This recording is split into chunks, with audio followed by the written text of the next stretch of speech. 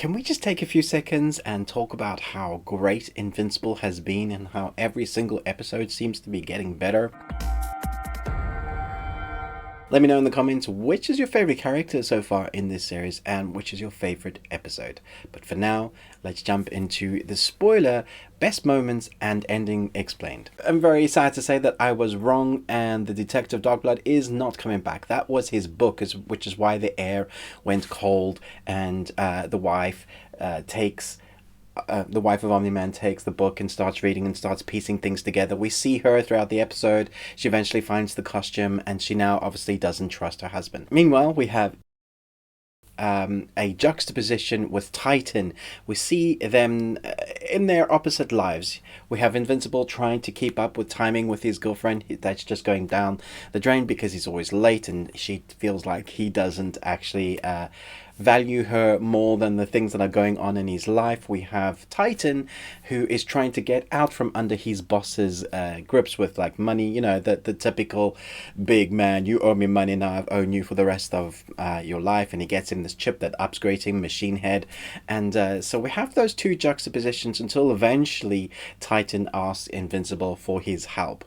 And that's where the kind of the meat of the story goes. Omni-Man, his dad, Invincible's dad, does not want his son to do this. He thinks it's beneath him. So we get more into the character of Omni-Man. He's kind of showing his true colors beneath, you know, those lower, that we are elite, and all those people down there, like humans and even like below us, they're totally not for us. We do the big things. We save Earth from asteroids and stuff. And that's what he's trying to teach his son. And meanwhile, his wife is trying to teach his son the value of individual human life. Eventually, Invincible obviously decides he's going to help. Which leads us to the culmination of the big epic fight scene, where we have the new original hero team have to come in and help Titan and Invincible fight, because Machine Head has organized a villain super team, some from off the planet, who are incredibly strong, specifically a lion character. I don't know his name yet, and they just get their asses handed to him. It's the first time we see, I think, Invincible really get hurt. It looks like he's gonna die. We have some of the superhero team that look like they're dead, even the leader.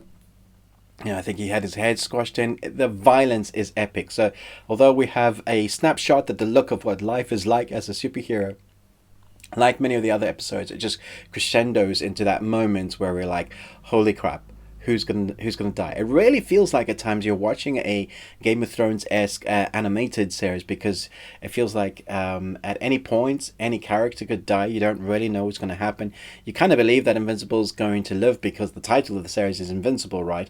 But how many times have we seen a character in this series already that we think that might stay around and then just, be taken out of the picture?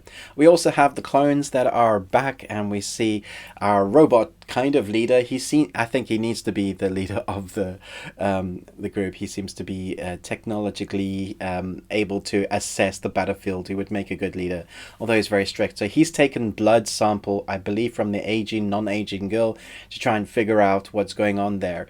We also have Cecil, who is downstairs, and this was where we get to the end credit scene. He is trying to decipher what Omni-Man's blood is made out of, and Mark's as well. They need Mark, Invincible, to be alive, because they were obviously trying to find a way to defeat Omni-Man. That is what it means at the end of the end credit scene, into the credits scene, where they're saying there's nothing that their blood it can do. It just kind of rejects everything, and they say, well, keep having a look at the blood. I feel like the answer belongs in there. And that's them.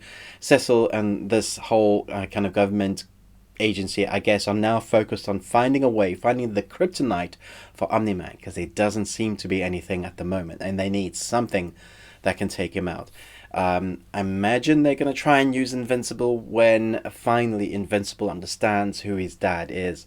That day is coming soon. I thought it might come in this episode because we saw Invincible's chest being crushed in, but obviously that was a different fight scene. Let me know which is your favorite moment. I am sad that Dogblood is not back yet. The fight scene was incredible, but I hope some of those characters do survive. I was starting to like them.